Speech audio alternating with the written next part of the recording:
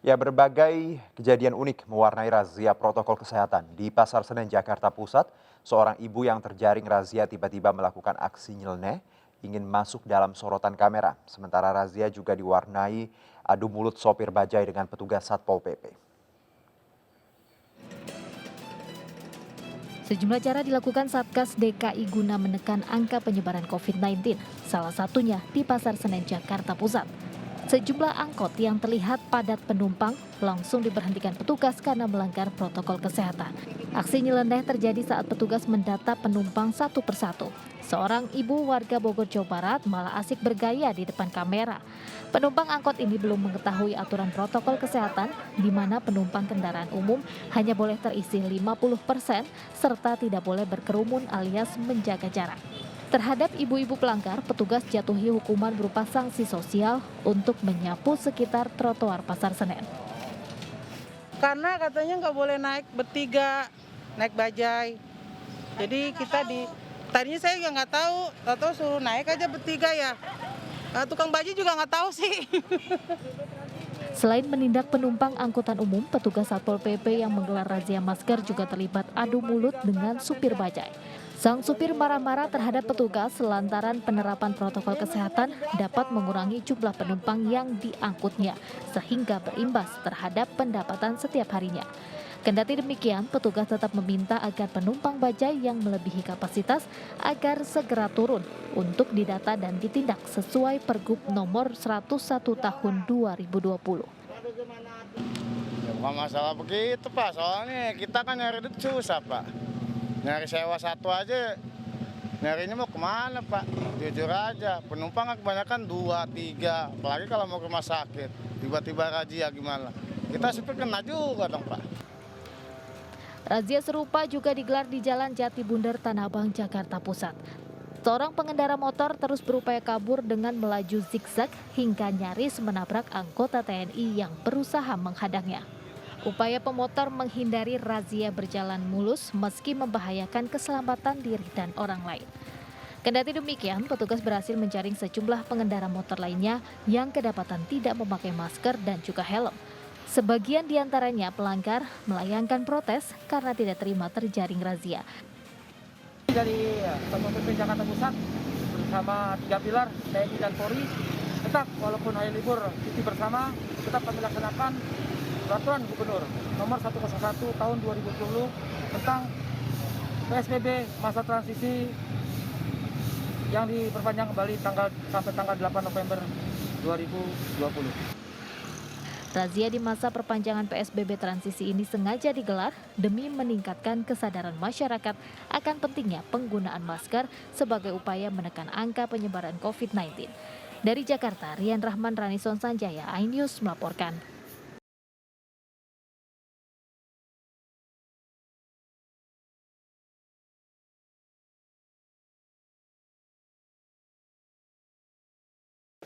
Ya, aktivitas penumpang di Terminal Pulau Gebang, Cakung, Jakarta Timur terpantau mengalami penurunan.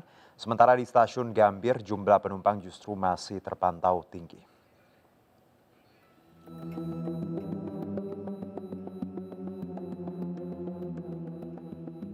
Libur panjang akhir pekan masih berlangsung, namun jumlah penumpang di Terminal Pulau Gebang telah terlihat sepi dari antrian penumpang. Rata-rata para penumpang telah memilih mudik pada hari pertama libur panjang yang jatuh pada minggu lalu dengan rute perjalanan terbanyak menuju ke beberapa daerah di Pulau Jawa, seperti Yogyakarta, Solo, dan Semarang. Meski aktivitas penumpang menurun, namun petugas tidak lengah dan tetap menjalankan protokol kesehatan seperti melakukan pemeriksaan suhu tubuh dan mengingatkan kepada penumpang untuk selalu memakai masker dan jaga jarak. Sementara di Stasiun Gambir, meski tidak nampak terjadi penumpukan, namun jumlah penumpang kereta api jarak jauh mengalami lonjakan. Ribuan penumpang tersebut merupakan gabungan dari data Stasiun Gambir Jakarta Kota dan Stasiun Senen. Penumpang kereta api ini biasanya mulai berdatangan 1 jam sebelum keberangkatan kereta atau pada siang hingga malam hari. Seperti halnya dengan terminal, rata-rata penumpang di stasiun kereta api juga menuju ke daerah di Jawa Tengah dan Jawa Timur. Dari Jakarta, tim liputan iNews melaporkan.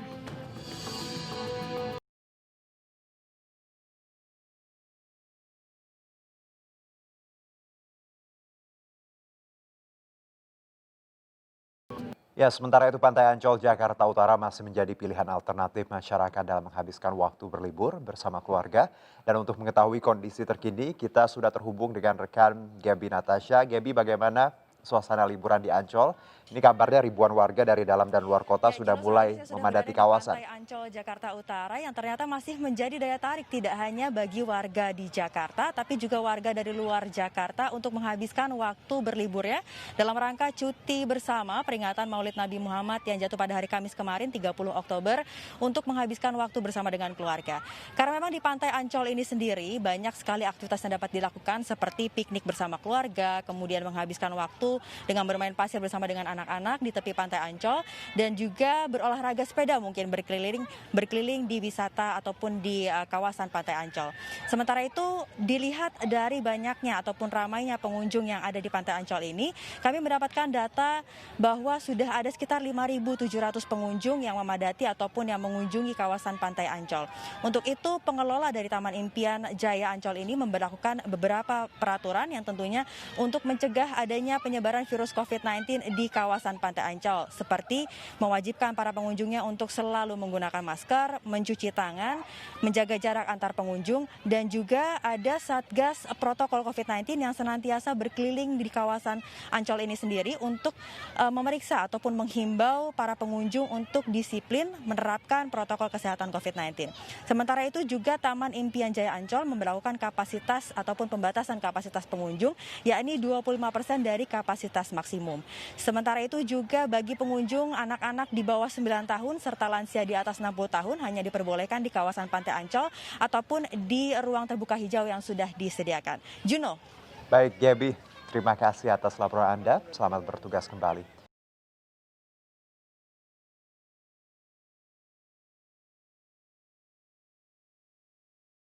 Ya, memanfaatkan libur panjang akhir pekan, sejumlah rumah makan di Kota Bogor, Jawa Barat diserbu pengunjung, baik dari dalam kota maupun luar kota. Untuk memastikan pengelola rumah makan menerapkan protokol kesehatan, Wali Kota Bogor, Bima Arya menggelar inspeksi mendadak ke sejumlah restoran yang ramai pengunjung.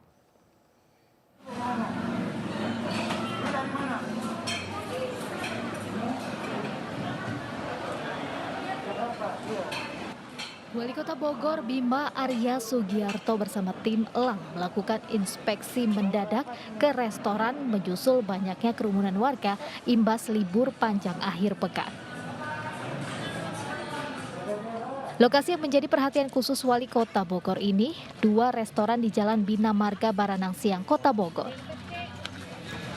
Ini restoran buka nggak apa-apa, sampai malam nggak apa-apa, asal protokol kesehatan. Kalau ngobrol, ya tetap jaga jarak, maskernya tetap dipakai, kalau makan minum ya maskernya pasti dibuka. Bisa dipahami ya? Di salah satu restoran menggunakan pengeras suara, Bima mengingatkan pengunjung untuk tetap menerapkan protokol kesehatan. Selain itu, Wali Kota Bogor meminta pengelola restoran tidak melanggar aturan pembatasan pengunjung, yakni hanya melayani 50% dari kapasitas tempat duduk yang tersedia, serta aturan menjaga jarak. Bima Arya tidak segan-segan akan memberikan sanksi tegas apabila pihak pengelola restoran kedapatan melanggar aturan protokol kesehatan. Jadi ada surat itu menyatakan kesalahan-kesalahannya apa saja. Ya, jadi ada formnya. Nanti kalau kita perhatikan ada pelanggaran terus, akan ada sanksi, baik denda maupun penutupan. Diakui Wali Kota Bogor, libur panjang akhir pekan Kota Bogor dibanjiri pendatang dari luar untuk berlibur dan berwisata. Oleh karena itu, guna menekan penularan virus corona selama musim liburan, pihaknya akan terus memantau kondisi di lapangan guna memastikan protokol kesehatan dijalankan oleh semua pihak. Dari Bogor, Jawa Barat, Furqon Munawar, iNews melaporkan.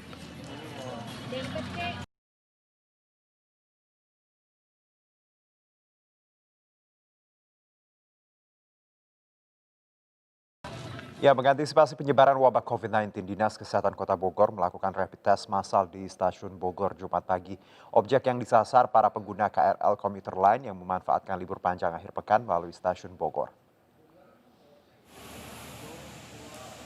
Dinas Kesehatan Kota Bogor menggelar rapid test massal ditujukan pada para pengguna KRL komuter lain yang akan melakukan perjalanan di Stasiun Bogor Jumat pagi.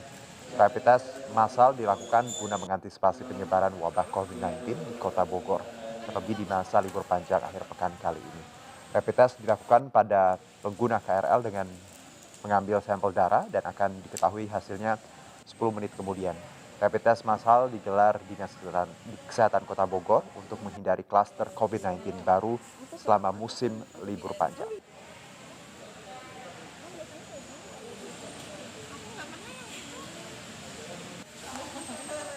Ya, dan untuk mengetahui situasi terkini kegiatan rapid test massal di Stasiun Bogor, saat ini kami telah tersambung dengan rekan Furkon Munawar. Ya, Furkon, bagaimana pelaksanaan rapid test di Stasiun Bogor saat ini? Baik, terima kasih Arjuno. Seperti pemirsa saksikan di belakang kami ini, antrian pengguna KRL Jabodetabek komuter lain saat ini tengah mendaftar untuk antri mendapatkan rapid test dari Dinas Kesehatan Kota Bogor yang digelar mulai pagi tadi, dan nampaknya memang antusias pengguna KRL untuk menjalani rapid test ini cukup responnya cukup bagus, dan banyak sekali mereka langsung datang ke meja pendaftaran yang digelar oleh Dinas Kesehatan Bogor.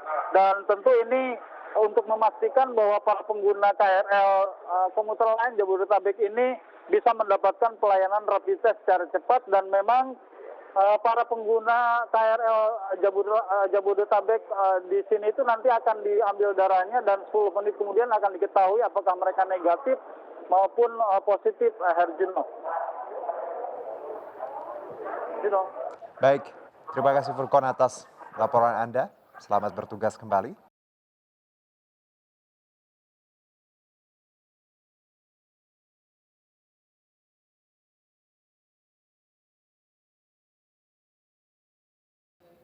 Ya, peningkatan kasus angka positif COVID-19 membayangi libur panjang pada 28 Oktober hingga 1 November 2020. Kekhawatiran tersebut muncul karena beberapa hari pasca libur panjang sebelumnya, kasus corona melonjak sangat signifikan.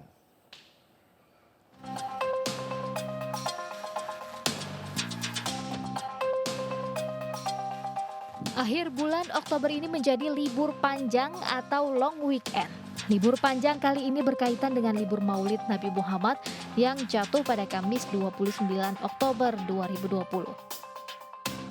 Pemerintah sendiri menetapkan tanggal 28 dan 30 Oktober sebagai cuti bersama. Biasanya libur panjang selalu dimanfaatkan warga untuk bepergian bersama keluarga, baik untuk pulang kampung ataupun berwisata.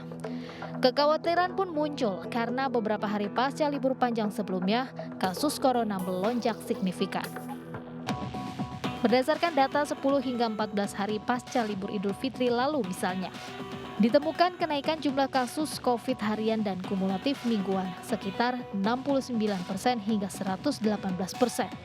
Mobilitas yang tinggi disertai interaksi dalam jumlah banyak sangat beresiko terhadap penularan COVID-19. Berkaca dari pengalaman libur panjang sebelumnya, pemerintah tetap perlu memastikan protokol kesehatan dilaksanakan dengan ketat di sejumlah tempat. Tempat-tempat yang mendapat perhatian lebih adalah tempat publik, objek wisata, hotel, restoran, dan transportasi umum. Warga juga diminta bijak dalam bepergian. Jadi ada catatan kalau ada akan terjadi peningkatan. Kalau yang pergi adalah cross area, artinya dari cross area hijau ke merah, begitu, kuning ke merah, atau ke hijau ke orange, kuning ke orange.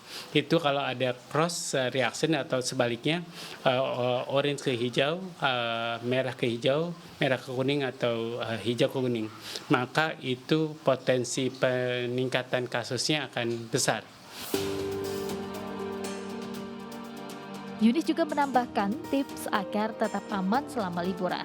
Di antaranya menentukan lokasi liburan berdasarkan status zonasi, menerapkan protokol kesehatan, serta menghindari tempat wisata yang terlalu ramai.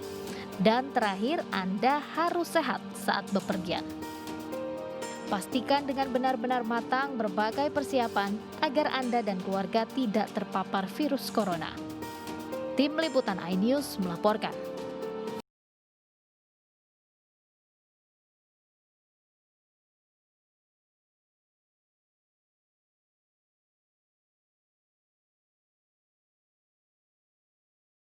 Ya, kembali bersama kami, sejumlah laki-laki yang diduga debt collector membuat keributan di depan sebuah kafe di bundaran Komplek Cemara Sari, Jalan Cemara, Kecamatan Percut Seituan, Deli Serdang. Terduga debt collector yang disinyalir dari arisan online ini memaksa seorang perempuan masuk ke dalam kafe untuk menandatangani surat utang piutang terkait arisan online. Ya, abang dari mana maksudnya? Saya kuasa hukum ya. Kuasa hukumnya kan di dalam. Ya ayo ibu ikut juga di sana dong. Iya. Aksi salah seorang laki-laki terduga debt collector ini sempat terekam video amatir. Pria berkemeja garis-garis ini memaksa seorang wanita bernama Michelle untuk masuk ke dalam kafe menandatangani surat terkait utang piutang arisan online. Saat Michelle dan terduga debt collector berdebat, seorang wanita lainnya merekam kejadian tersebut dengan telepon genggamnya. Wanita berinisial S ini merupakan bos arisan online cetar. Tidak lama berselang, sejumlah pria berkemeja putih diduga debt collector lainnya juga mendatangi Michelle yang telah masuk ke dalam mobil. Aksi pria terduga debt collector ini terhenti setelah ada seorang pria melerai kedua belah pihak agar tidak membuat keributan.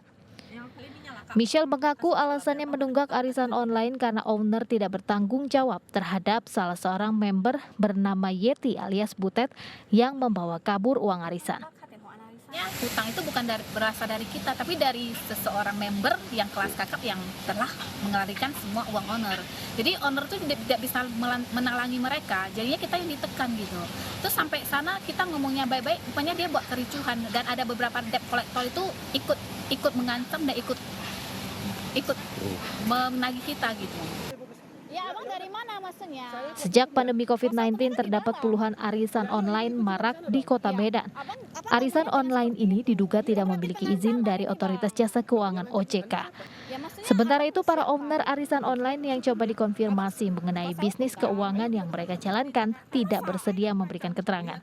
Dari Deli Serdang, Sumatera Utara, Henry Sianturi, iNews melaporkan. Dia kan suruh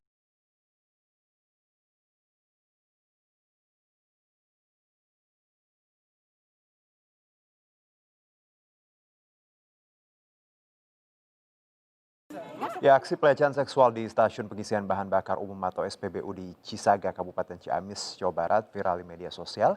Aksi pelaku terekam kamera pengawas, sementara di Palangkaraya, seorang pemuda ditangkap lantaran lebih dari 10 kali melakukan tindakan asusila dengan memegang payudara wanita di depan umum. Di stasiun pengisian bahan bakar umum atau SPBU Jalan Cisaga, Ciamis, Jawa Barat inilah adanya aksi dugaan pelecehan seksual. Dalam rekaman CCTV tampak penjaga toilet tengah berbaring di kursi tembok di depan toilet umum SPBU. Rombongan keluarga yang terdiri dari ibu-ibu dan anaknya berjalan masuk ke toilet. Namun tiba-tiba penjaga toilet terbangun dan tangannya menyentuh bagian belakang salah satu wanita. Tidak terima dengan perlakuan tersangka, korban menggugah video di media sosial. Korban sempat memarahi penjaga toilet dan meminta mengaku perbuatannya telah melakukan pelecehan seksual. Namun tersangka tidak menjawab hingga korban mengancam melaporkan perbuatan tidak menyenangkan ini. Tersangka kini sudah dipecat dan kepada pengelola tersangka mengaku tidak sengaja tangannya menyentuh pantat korban.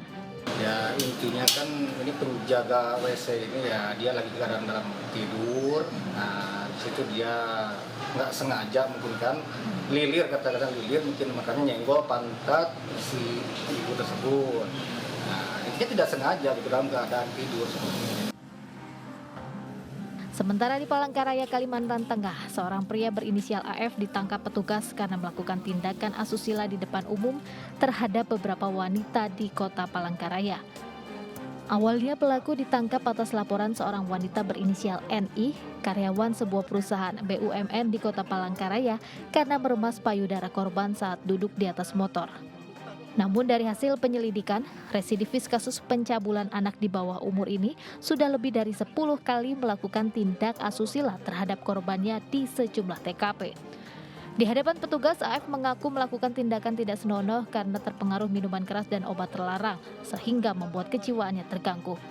AF bahkan meminta agar dirinya diberikan hukuman mati. Tersangka ini pecandu obat jenit, obat terlarang, sehingga dasar tersebut yang membuat tersangka berbuat tidak senonoh itu di luar sadar, namun ini adalah bukan keterlambatan mental, namun adalah perilaku daripada tersangka. Atas perbuatannya pelaku dijerat pasal 289 dan 281 KUHP tentang perbuatan cabul dan merusak kesopanan di muka umum dengan ancaman pidana lebih dari 10 tahun penjara. Dari Kabupaten Ciamis, Jawa Barat dan Palangkaraya, Kalimantan Tengah, Tim Liputan iNews melaporkan.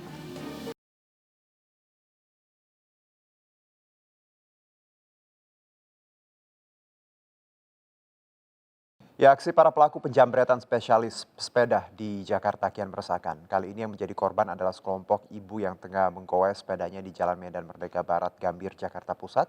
Korban penjamretan kehilangan tas yang berisi barang-barang berharga setelah dirampas kawanan penjamret dengan menggunakan motor. Aksi penjamretan pesepeda sudah terjadi untuk kesekian kalinya. Yang kena jamret, Ibu? Yang kena jamret siapa? Sekelompok ibu pesepeda ini syok setelah seorang temannya menjadi korban penjamretan di Jalan Medan Merdeka Barat, Gambir, Jakarta Pusat. Mereka panik dan kaget serta ketakutan dengan ulah kawanan jambret ini. Aksi penjamretan ini terjadi di malam hari saat para ibu ini menggoes sepedanya dari Patung Kuda menuju Harmoni. Di saat mereka asyik menggoes, tiba-tiba muncul dua pelaku jambret yang mengendarai motor langsung merampas tas milik seorang pesepeda. Meski korbannya berhasil mengendalikan sepedanya supaya tidak jatuh, namun tas berisi uang dan telepon genggam miliknya raib digondol para pelaku. Kasus penjamretan pesepeda di Jakarta kian mengkhawatirkan.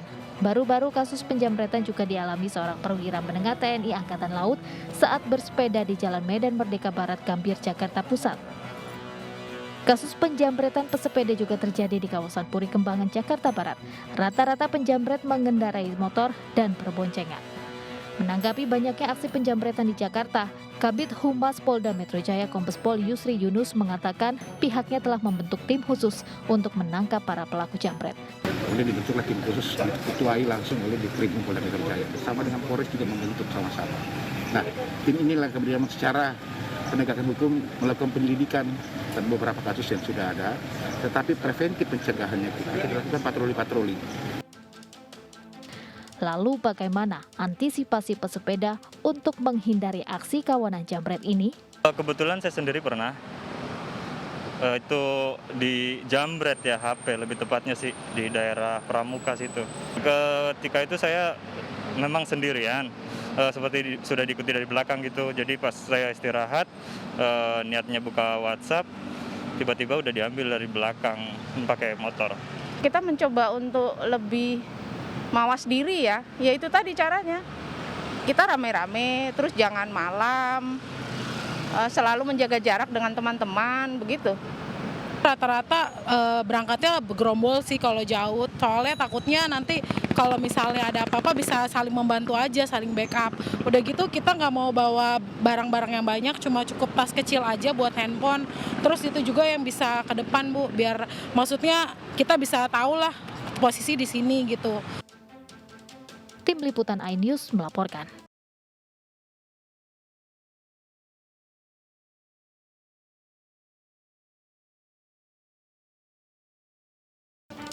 Ya, viral seorang pengendara motor membawa jenazah di atas sepeda motornya menggegerkan pengguna jalan di Simpang 4, Kecamatan Simo, Boyolali. Belakangan diketahui pengendara motor tersebut merupakan anak yang akan memakamkan jasad ibunya seorang diri. Dalam video rekaman yang menyebar dengan cepat di media sosial ini, terlihat seorang pria pengendara motor membawa keranjang belanjaan yang di atasnya terdapat bungkusan memanjang yang ditutup kain jarit serta diikat tali dari ban bekas.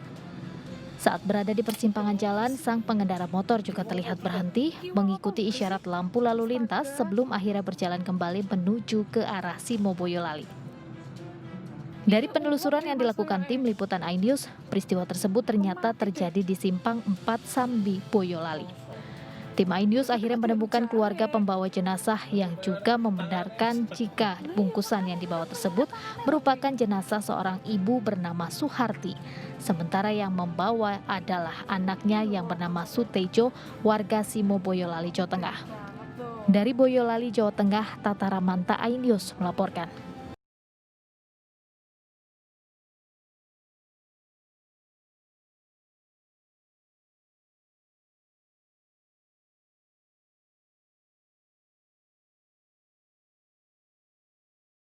Ya, terima kasih masih bersama kami pemirsa. Warung nasi Purakan khas Trawas Mojokerto saat ini menjadi tempat favorit. Di tempat tersebut selain menikmati makanan enak, pengunjung bisa menghirup udara segar khas pegunungan. Anda penasaran? Berikut liputannya.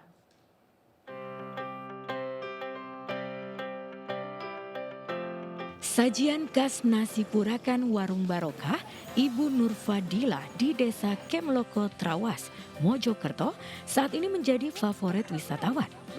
Warung ini berada di kawasan hutan pinus, berada di atas lembah Glotak ini, memiliki pemandangan alam yang bagus dan udara yang segar. Nasi Purakan disajikan dengan berbagai lauk pauk lengkap. Satu wadah berisikan berbagai lauk seperti ayam goreng, telur, ikan gurami, ikan wadar, tahu, tempe, terong goreng dengan sambal ulek yang dibubuhi perasan jeruk lemon. Satu porsi nasi Purakan bisa disantap oleh 5 orang secara bersama-sama. Suasana dingin di atas lembah Glotak dan udara nan sejuk di bawah pepohonan cemara semakin menambah kenikmatan saat menyantap nasi hangat Purakan bersama keluarga, kerabat hingga kolega. Menunya itu nasi puraan, isinya sambal tomat, wader, bebek goreng, tempe tahu, terong goreng, nila goreng. Rasanya maknyus. Menu khas nasi Purakan ini dibanderol dengan harga yang sangat murah, yaitu Rp50.000 per porsi. Para penikmat nasi Purakan tak hanya dari Mojokerto saja, namun juga dari Sidoarjo dan Gresik. Bahkan menu nasi Purakan juga menjadi langganan para pejabat sipil dan militer saat berkunjung ke kawasan wisata Trawas. Biasanya orang-orang makan ke sini tuh sukanya sambal puraan, itu bisa dimakan berlima. Kalau tanpa nasi di samping harganya cukup terjangkau, 50.000. Kalau plus nasi berarti tambah 5.000 per nasinya. Anda penasaran dengan nasi Purakan? Silakan saja datang ke warung ini yang berada di kawasan wisata Trawas, Kabupaten Mojokerto. Dari Kabupaten Mojokerto, Solahuddin, iNews melaporkan.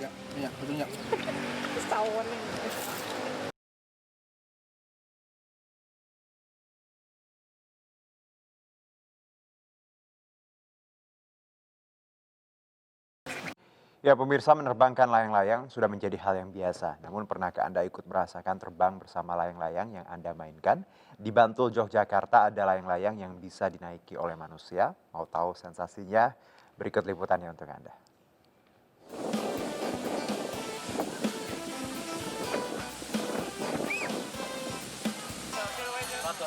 Inilah layang-layang naga raksasa yang berada di kawasan wisata Pantai Bantul. Keberadaan layang-layang naga ini menjadi viral di media sosial setelah warga mengunggah video layang-layang naga bisa dinaiki oleh manusia. Awalnya layang-layang naga yang dibuat oleh Wardoyo HS bersama komunitas penggemar layang-layang Kedontin dari Bantul bertujuan untuk menyalurkan kreativitas hobi dan hiburan semata. Namun setelah viral, siapa sangka keberadaan layang-layang ini banyak diburu warga untuk merasakan sensasi terbang di udara. Untuk menaiki layangan naga tentunya sudah didampingi tim yang sudah berpengalaman, sehingga warga tidak perlu khawatir dan takut saat merasakan sensasi terbang di udara. Menantang, suka. Sotis, Mas. Sebelumnya udah pernah? Tapi takut nggak, Pak? Takut banget. Rasanya pengen jatuh. Setelah naik rasanya menegangkan atau gimana? Menegangkan, amazing. Kehadiran layang-layang naga ini ternyata mampu menjadi hiburan dan wisata alternatif bagi warga Bantul pada sore hari. Jika cuaca tidak hujan, keberadaan layang-layang naga ini bisa ditemukan mulai dari jam 3 sore di sekitar jalur jalan lintas selatan yang cukup dekat dengan kawasan pantai. Karena masih bersifat penyaluran hobi, komunitas penggemar layang-layang naga ini tidak menarik biaya bagi warga yang ingin mencoba terbang. Ini karena bisa dinaikin tuh diameternya itu besar juga jumlah kepingannya lebih banyak dibanding yang lain. Emang rencana awalnya saya tuh emang pengen banget bikin layangan naga raja itu yang bisa ngangkat orang.